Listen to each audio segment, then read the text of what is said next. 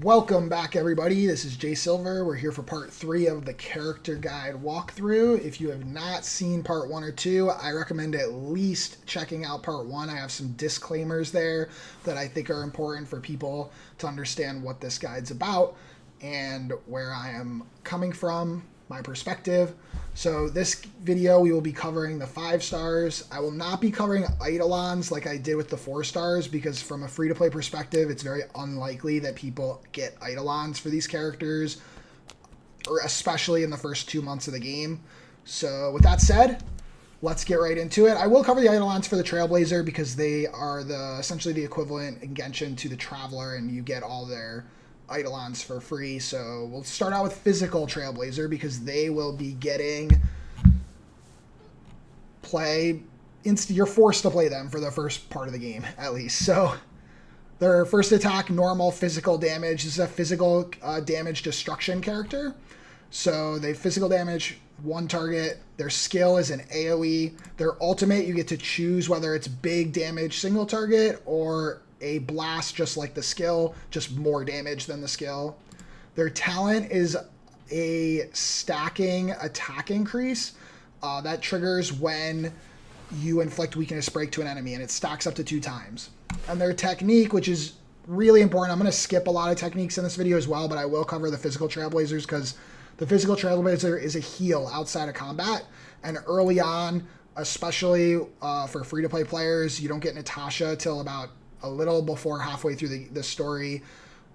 The heal, it may be your only source of healing in the game, potentially, depending on what you get on your first, couple 10 pulls. So, their traces. They have a physical basic attack, immediately regenerate 15 energy at the beginning of battle. Each stack of talent increases the Trailblazer's defense by 10%. This is a really nice trace, only because you stack the talent very quickly, especially when you get this, one of the eidolons, I think. You stack it very quickly, and they have a very good base, they have very high base stats. One, because they're Nat 5, and destruction characters generally have pretty balanced styles. Some of the destruction characters have really low defense, but this character's stats are relatively good, and the defense increase combined with something like where are traces? Where do we go here? I'm sorry. The defense increase, especially combined with March 7th, who you also are forced to play with the Trailblazer, is very nice. You can give him the shield from March 7th, increasing taunt, and then the Trailblazer gets attacked, doesn't take a lot of damage because they have this defense buff. It's pretty nice.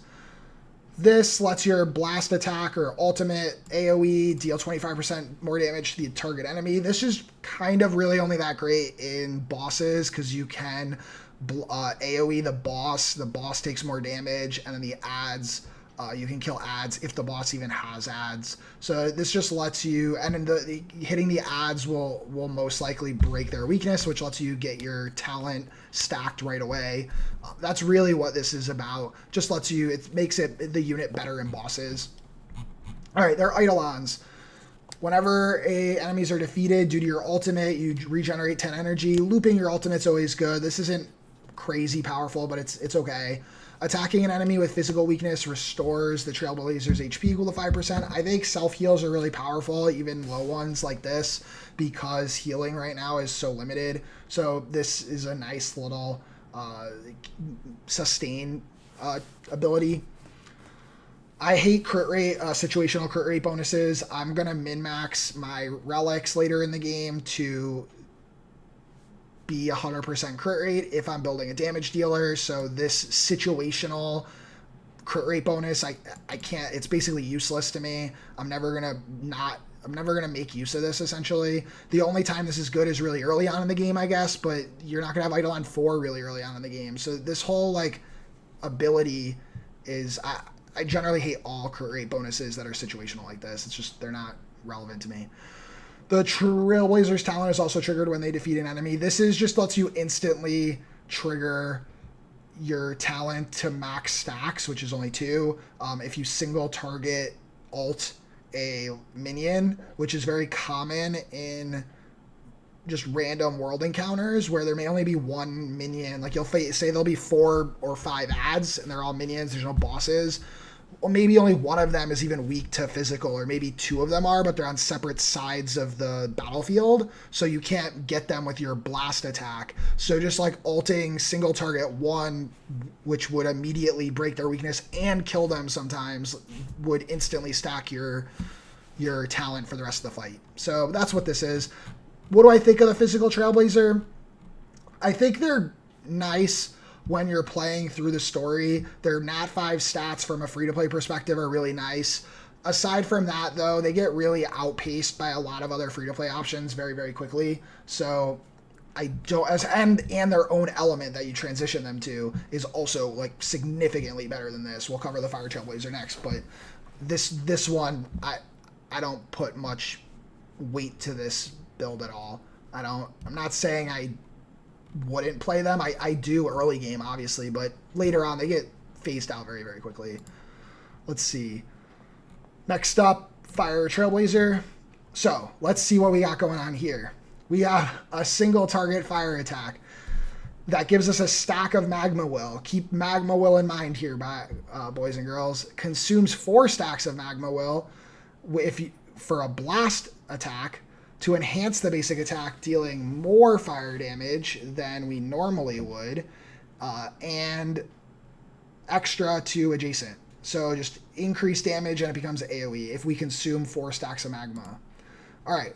Increases the Trailblazer's damage reduction, so you get damage mitigation and you gain 1 stack of Magma Will with a 100% base chance to increase the likelihood of being attacked by all enemies for 1 turn. So you taunt, give yourself damage reduction, and gain a stack of Magma Will. Ultimate. You deal fire damage to... It's an AoE, hits everything on the board, and it's based on your defense to all enemies. Its scale is based on defense.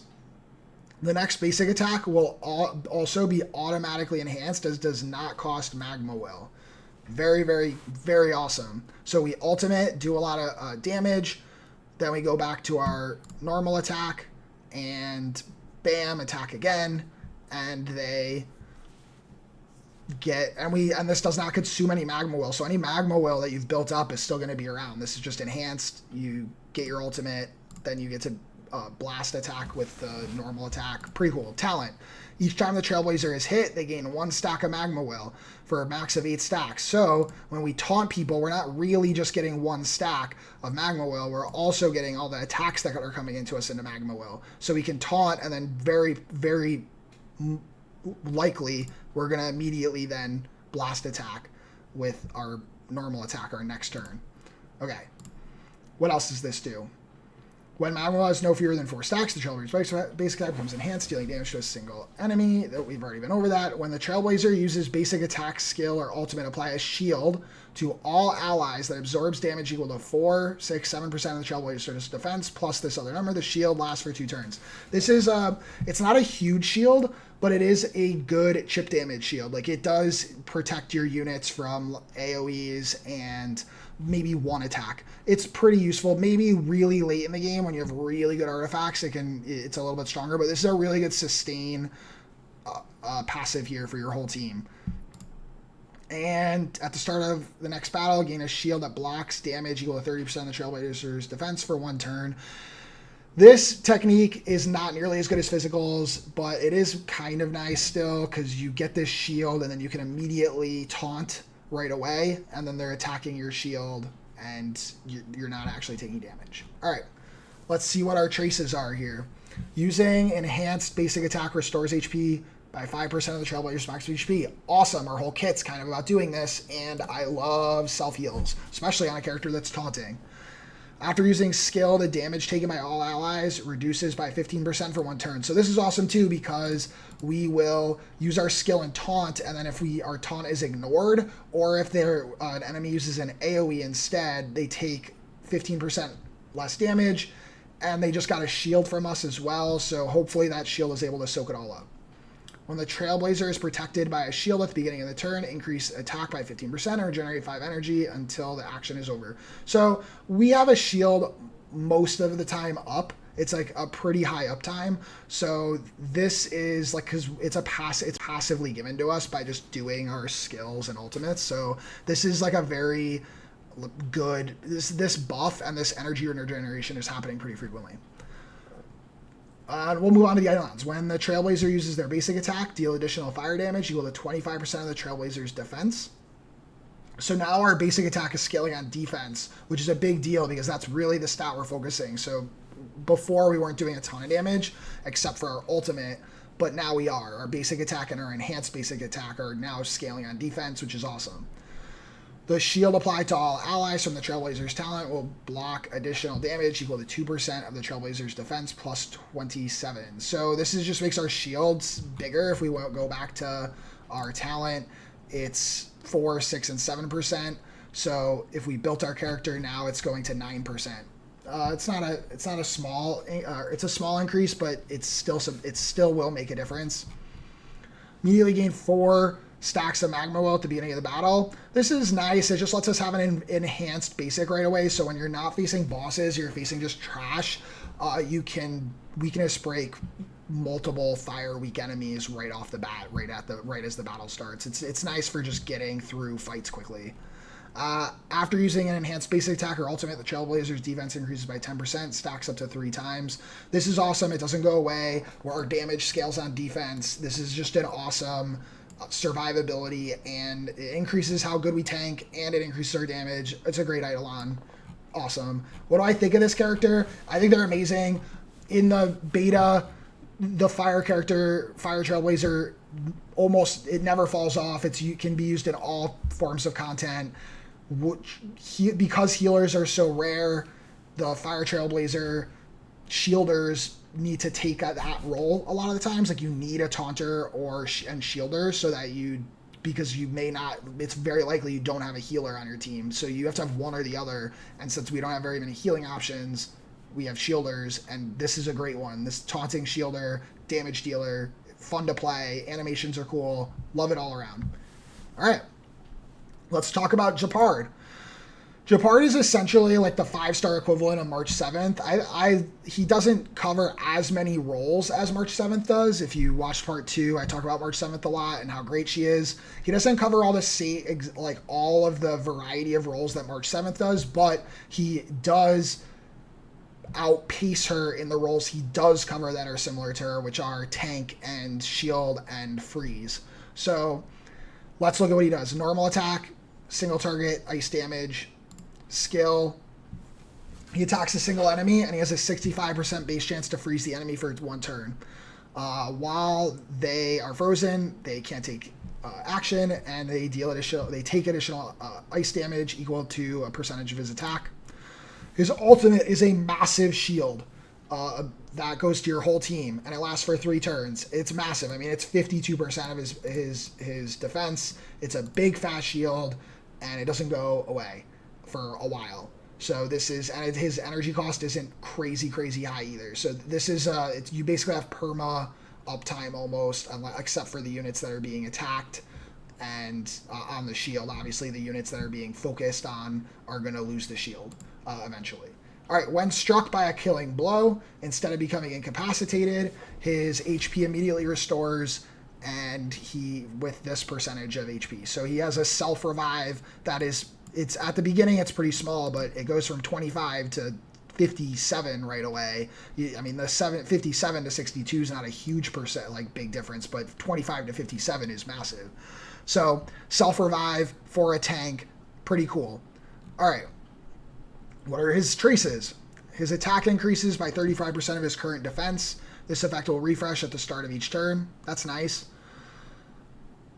Gepard has a higher chance to be attacked by enemies, so his passive just makes him tank more. He just will taunt them higher. His base taunt chance, I'm pretty sure, is higher as well. If we look, his taunt is 150 opposed to most people have a 100, or other tank characters have a 120 or something. So his base chance to be attacked is also just much higher. So then ice damage, when unyielding will is triggered, his energy will restored to 100%. So when he self-revives, he instantly has his ultimate up. to shield everybody, including himself. And since he's not at full HP, that's pretty nice. So Gepard overall is a very, very strong tank, and he essentially can be like the solo healer for your team. Like, he's not a healer, but you don't need a healer that Gepard is on. He can CC, bot, single target, hit somebody with his skill, and he gives everybody massive shield. That's all you really need him to do. That's what he's good for. Moving on. We're going to skip Kafka and Silverwolf and Luocha, probably pronouncing that name wrong, simply because they're not in the game right now. They're not in... We don't know when they're coming out. The beta and closed test, just because they were in those, doesn't mean that we're going to see them. If Genshin's an example, Ayaka was in the betas and closed tests, and she didn't come out for over a year until after the game came out, and people waited for her forever thinking she was just around the corner. So I'm not going to cover these characters because we don't really know when they come out. We can hope they come out soon, but we don't know. So Seele is one of the only 2 Quantum characters at launch. I talk about this in the 4-star Quantum characters video in part 2, so check that out if you want to see the 4-star version of Seele, essentially. But she does quantum damage to a single target. Her skill deals damage again to a single target, but she gives herself a speed increase. Speed increases are very powerful. You want your characters to go a lot, your opponents not to go a lot in turn-based games. Very cool.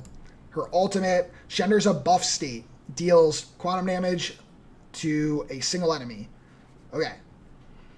What does that mean? Well, let's see. Talent. She enters the buff state upon defeating an enemy and receives an extra action. While in the buff state, she has increases her damage for 1 turn, and enemies defeated in the extra action provided by reappearance will not trigger another reappearance. So, her ultimate also will trigger... So normally you enter the buff state when you kill somebody, and then you gain an extra action, and then you get this damage increase when you're in the buff state, okay? Reappearance is what it's called when you defeat somebody and then get your extra turn. So her ultimate gives you this damage increase from the buff state, but it's not giving you an extra action. You just deal a massive amount of damage. If you kill something, you then trigger this again, giving you, because it's only 1 turn, right? So you get an extra turn, you would lose this buff state, but now you're regaining it again because you've now re-triggered your passive, and then you get to do either a skill or a normal attack again. Now, if you kill something again, reappearance will not trigger another reappearance, so you can't do it again even if you kill somebody. But you basically ultimate get this damage steroid for this already massive attack, single target attack, and if you kill something with that, you get another turn, also get the buff from her talent, and then it get to attack something again. That's what she does. So her technique, after using her technique, she gains stealth for 20 seconds. While stealth is active, she cannot be detected by enemies. When she attacks enemies to trigger combat, Seele will immediately enter the buff state. So what essentially this means is that if there's an enemy that's in a weird spot in the world, you can't get behind it to like get in it. You can like attack people's back to get a advantage at the beginning of combat. If you can't get to someone's back for some reason, you can use this to stealth her and then walk like right in front of them and around them and attack their back. And then the real buff that she's getting though outside of that little RP thing in the outside world is that in combat the first turn she's just going to be in her buff state. All right, let's look at her traces. When her current HP percentage is 50% or lower, reduces the chance of being attacked by enemies. This is a lot of hunt characters have this. This isn't anything special. After using a basic attack, Seele's next action will be advanced forward by 20%. This is awesome because her skill gives her a speed up. And then now her basic attack is also giving us an action economy like increase by 20%. So she's taking lots of turns. She gets extra turns when she kills things. She's going to be taking a lot of turns. You're going to be using a lot of attacks with her. When Seele's in the buff state, her quantum resistance pen increases by 20%. This is only really important, by the way. This is a big damage increase, but it also is important to note that the quantum relic set also gives you a quantum resistance pen. Like that's its 4-set bonus. So that stacked with this, you do a lot of like ignoring quantum resistance. You're almost dealing true damage at that point. And that's Seele, guys. She is also, she's very fast. Like most characters hanging out around 100-ish speed. Anything like above 110 is very, very fast. Anything in the 90s is a little slow. So 115, she's very, very, her base speed is very high. So, and her taunt is really low as well, so she doesn't get attacked very often. So, cool character overall. She's the only quantum damage dealer outside of, I'm going to butcher her name, but it's Queen Q, who's not represented on this website I see, unless she's just blind. If we go to quantum, yeah, Queen Q. Yep, there we go. So, no. Yeah, so that's Queen Q. Then let's see, I guess we can go this way. Let's cover Clara next. Do I recommend Seele? Actually, let's go back to Seele for 1 second. Do I recommend Seele? I think she's a very, very powerful character. She's good in all all modes of the game, whether it's early, late, farming, super endgame, challenges, high difficulty content. My only qualms with her is that the 4 stars on her banner are not really that interesting to me. We could be wrong on what the banner is, but most likely what's been shown in the past is what's going to be what the banner is going to be. It's going to be Natasha, Peely, and I'm trying to remember the last one. Oh, Hook. Hook is a fine character. Peely's fine as well. Peely has potential to be really, really strong, but my personal distaste for Natasha kind of counters everything, and Hook I'm not going crazy about. I don't dislike Hook, but I'm not super excited to get her either. So a 1 out of 3 for me for 4 stars from a free-to-play perspective makes me not as interested to pull for Seele. But if you want like a quantum damage dealer and you don't have Queen Q, Seele, and you like Seele is a really, really beautifully animated character, she's not going to do you wrong at all. She's very, very strong. All right, Clara. Let's check her out. She's a physical damage dealer. She does a lot of AoE. Her first skill is single target. Her skill deals damage to all enemies and an additional damage equal to her attack to enemies marked by Svarog. Svarog is like her robot companion with a mark counter. We'll see how she applies mark counters in a second. So it's an AoE, and then she does more damage if they're marked by like this mark counter. Ultimate. Her ultimate is a kind of buff to herself. After using her ultimate, damage dealt to Clara is reduced by an additional percentage, so she gets damage mitigation, and then has a greatly increased chance of being attacked, so she gets damage mitigation, and then she also gets like taunts essentially. And then in addition, Svarog's counter is enhanced. When an ally is attacked, Svarog is guaranteed to launch counters with its counter damage multiplier on the enemy increases. Adjacent enemies take 50% of damage dealt to the target enemy. Enhanced counters can take effect 2 times. So it's her talent. Under the protection of Svarog, Clara's damage taken is reduced by 10%. Svarog will mark enemies who attack Clara with mark of counter and retaliate with a counter, dealing physical damage equal to her attack. So passively, whenever she's attacked, she's already getting damage mitigation, but passively when she's attacked, she counterattacks, just like March 7th, except March 7th has a limit to how much she can counterattack. Clara does not. Just every time she counterattacks. And then she gives them a mark of, like a mark on them as well. When you ultimate, that mark, or when you counterattack, the counterattack is now a blast. So adjacent enemies are also taking damage as well. And then on top of that, you are the counter, however, that blast, that AoE counter only happens 2 times. So that's similar to, think of it like she's normally attacking like March 7th, but unlimitedly. And then this enhanced counter after you use your ultimate, this AoE one acts like March 7th's counter, where it just happens twice. All right. Let's look at her traces. When attacked, this character has a 35% fixed chance to remove a debuff placed on them. Self-cleansing, very, very powerful. Very, very, very powerful, because we're getting attacked a lot. We don't want to stack all these debuffs. The chance to resist crowd control effect debuffs is increased by 35%. Also amazing. We can't counter. Our whole kit is based around counter attacking. If we're crowd controlled, we can't counter attack. We just have a high taunt, and we're just getting smacked, and we're not doing anything with it. Last one increases his counter damage by 30%. That's a big damage increase, but so pretty cool. So this is, her kit is very unique. There's only a couple counter attackers in the game currently. Clara is the best probably of them. She has a very, very unique play style. So if that is something that you're interested in, definitely build her and play with her. And check her out. Unfortunately, she's standard banner, so you can't really there's no banner to pull from her specifically. You're just gonna have to RNG get her. But if you do, that's what she does. I think she's very powerful, definitely worth playing.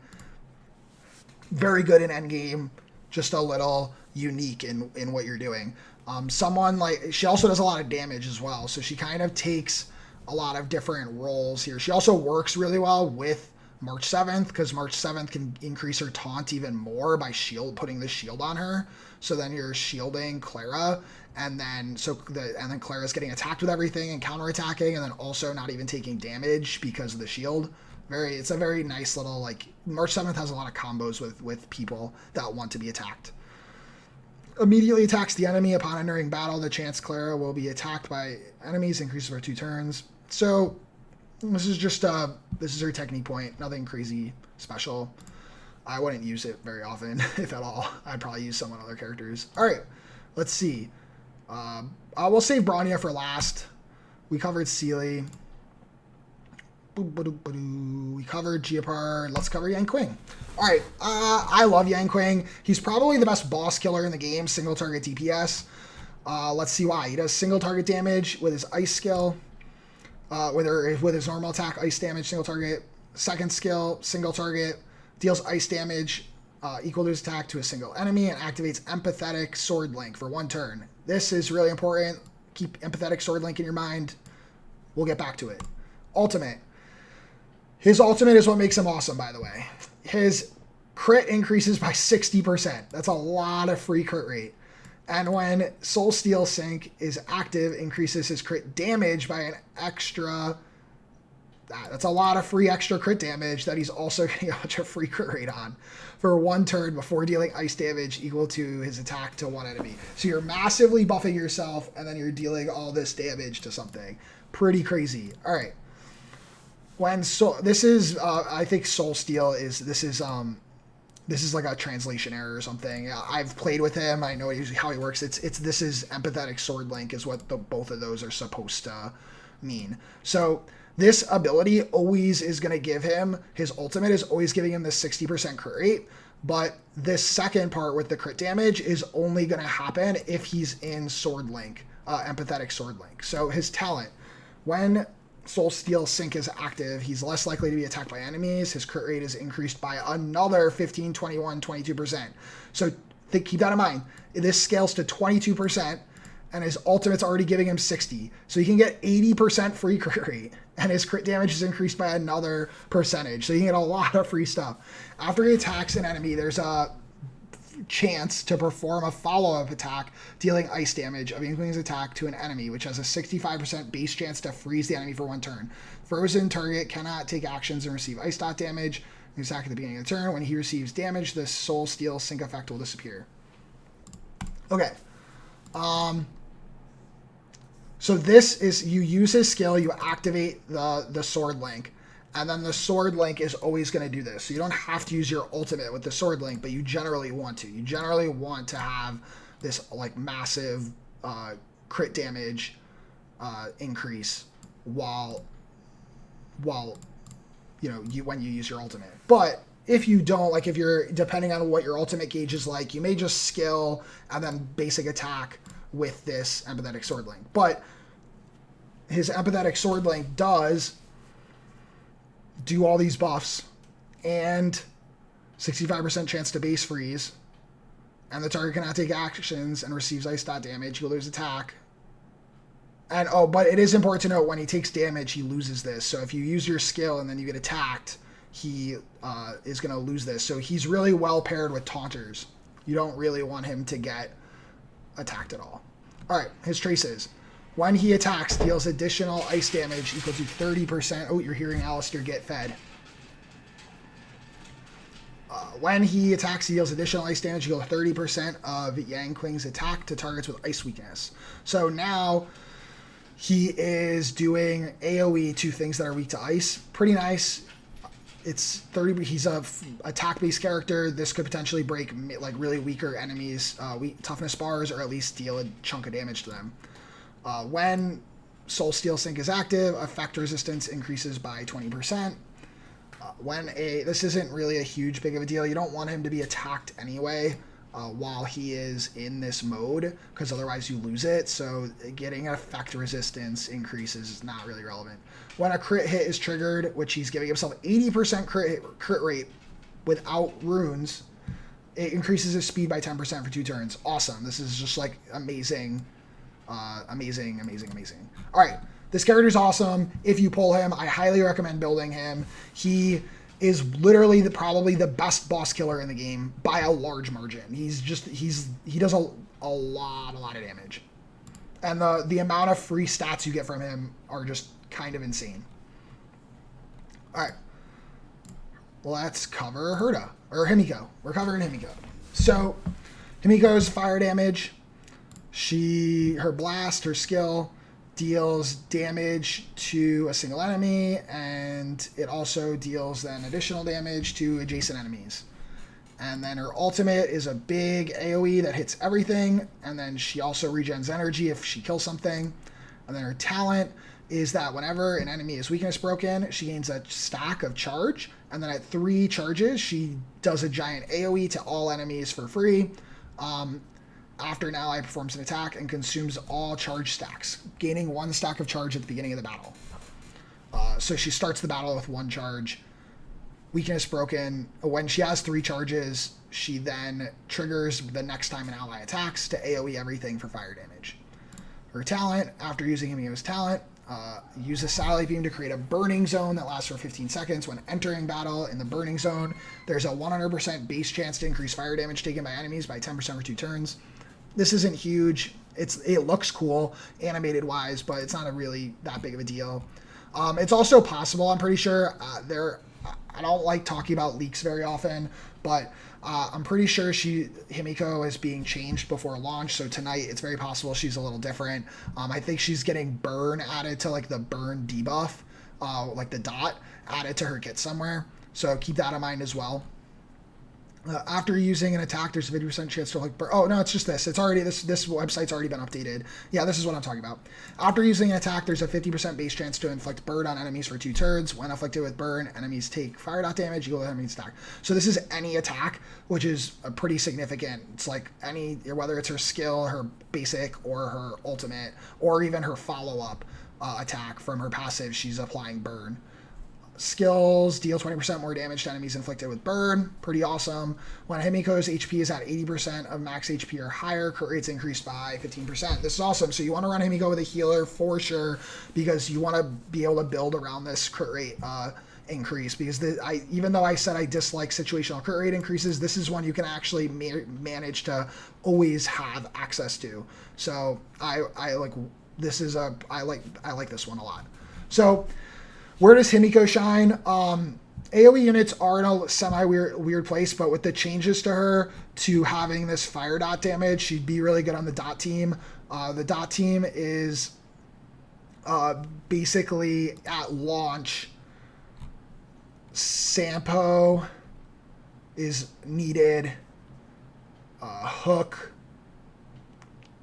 March 7th, and Serval, but Hook can be replaced with Himeko now, and then eventually Kafka and Silverwolf could also go in as versions of different people as well. So Kafka would replace Serval directly, and Silverwolf could replace Hook or March 7th potentially.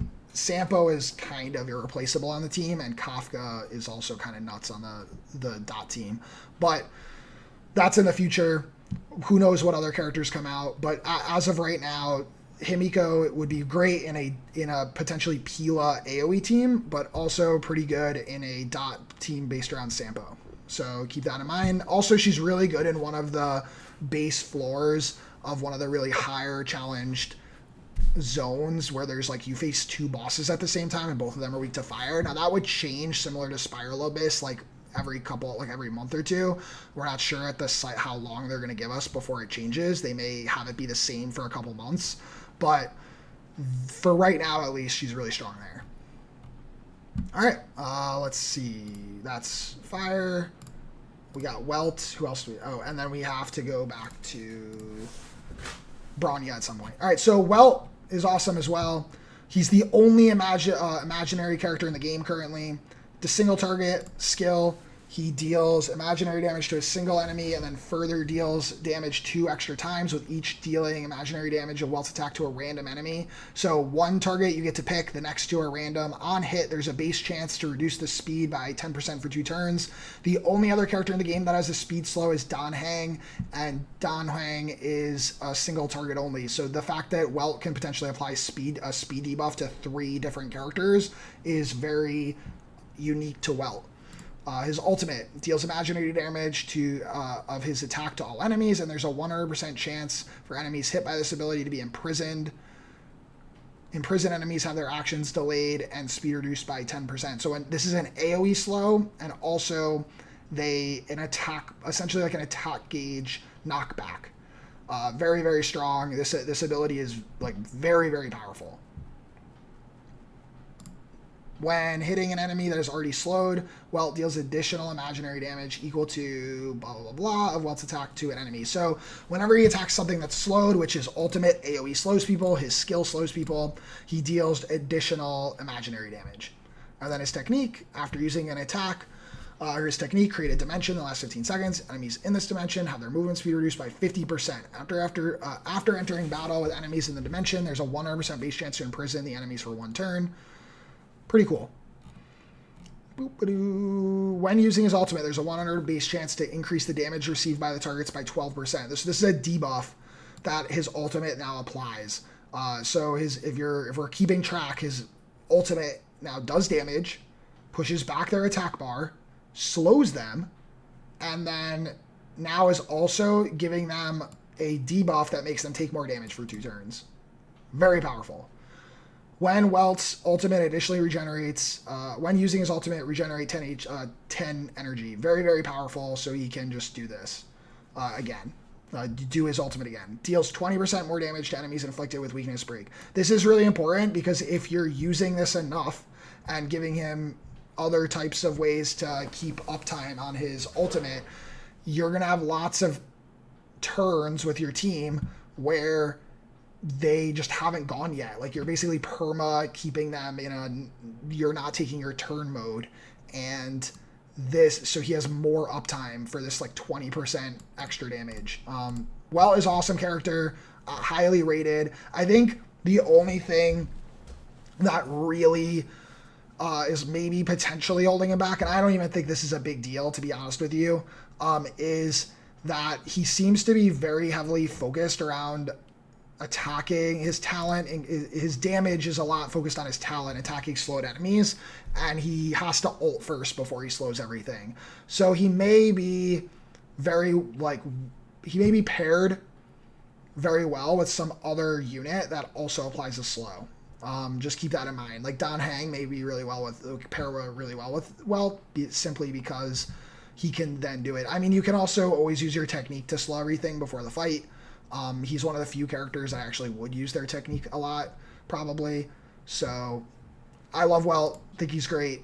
Highly recommend. If you get him, use him a lot. He's pretty insanely broken with Ting Young. And, I mean, that's not saying a lot. Everyone's kind of broken with Ting Young, but, it is what it is. All right, let's talk about Jing Yuan. Jing Yuan is the banner unit after Seele. He's a lightning unit.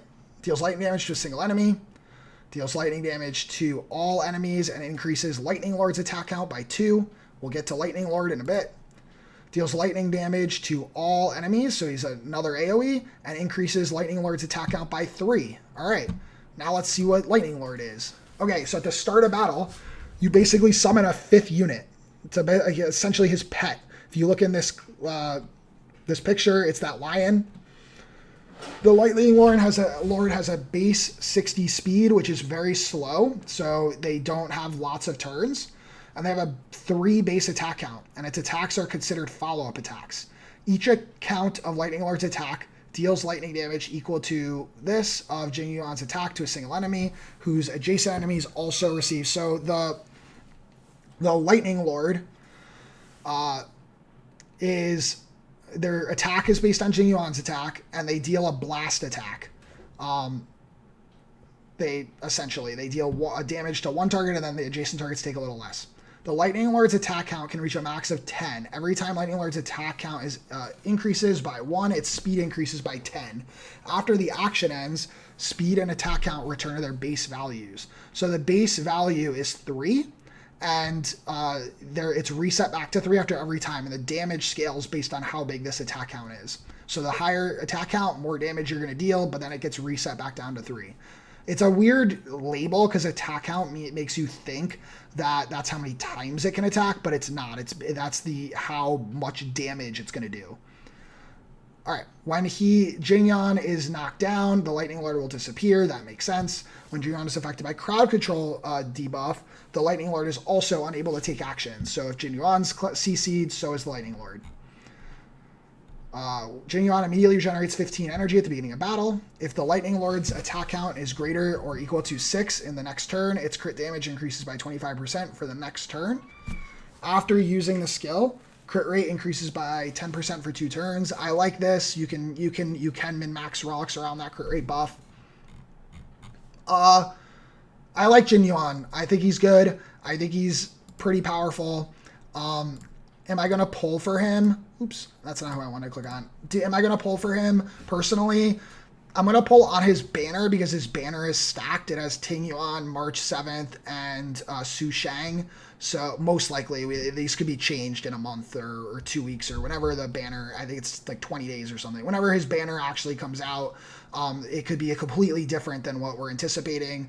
But that's what we currently think the 4 stars are. So I will definitely be pulling on his banner, not necessarily for him, but for those 4 stars. And if I get the 4 stars I want from his banner, I'll probably stop. But if I got him, I would be happy, and I would definitely build and play him. So, yeah. And then last but not least, we have Bronya. Oh, you guys hear Alistair? He's hungry. Bronya is the final 5-star character we're going to cover. She's probably the best 5-star in the game. Why do people hype her up so much? Well, let's find out. So she does normal damage to a single target. Her skill is dispels a debuff from a single ally, and then immediately gives them a turn. So she gives somebody a turn instantly, and she gives them a damage steroid, and she debuffs them. When the skill is used on herself, she cannot immediately take action again. So she can debuff a damage increase herself, and she can also cleanse herself, but she does not get the extra turn. Ultimate damage.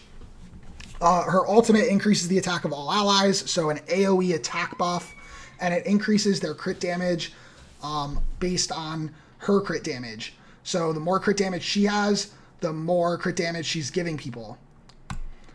After using her basic attack, her next action will be advanced forward by this percentage. So she's giving herself extra turns by basic attack. So she's a giant skill-generating battery who also damage buffs your whole team. She's one of the best supports in the game, and she's wind damaged. Wind damage dealers are very rare.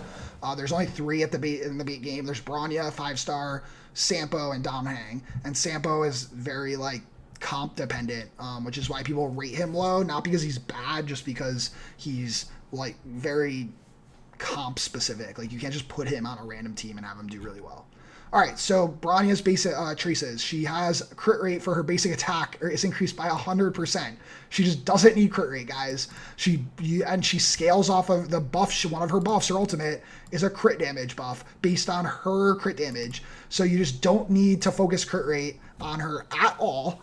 Focus only attack and crit damage, and then her crit damage buff that she's giving everybody is huge, and then Her basic attack is just 100% crit rate buff. All right, cool. At the start of the battle, all allies' defense increases by 20% for 2 turns. Pretty awesome. When Bronya is on the field, all allies just deal 10% more damage. Okay, so why do people love her so much? She does a lot of damage without being a real damage dealer. She gets a lot of turns, and she's normal attacking with them most of the time. So she is a skill point battery. And then her skill and her ultimate are just very powerful. Like, they are huge, like, support DPS damage steroids.